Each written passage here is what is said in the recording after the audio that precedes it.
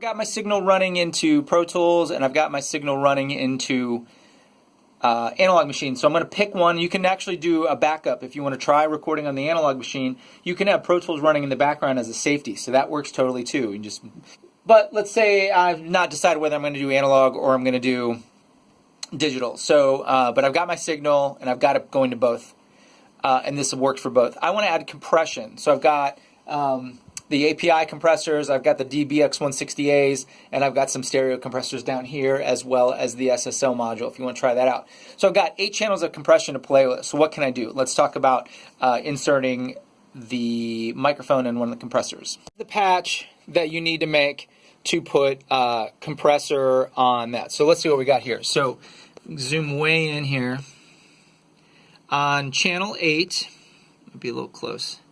From left to right, the white says play in, tape in, send, return, and then the gray or brownish says dev out, line in, send, return. So notice I'm using the send and return on channel 8, and I'm coming down to my input and output for the 160A. But it's not doing anything, so I got to do one more button.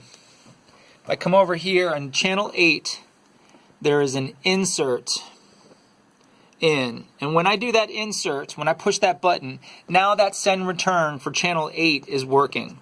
So with insert pushed in, my mic pre is active. Then grab my microphone, check, 1, 2. It was in bypass, so there's the compressor. You can see that working, check. And then let's look at the metering on Pro Tools or the analog machine. Check. So you can see, just using the volume of the compressor, I can see that when I talk and I change the output volume, I can see that metering, and the same thing was happening in Pro Tools. It's hard to see from here, but trust me, it was working. That's how you patch in a compressor using a channel on the Audient and the patch bay.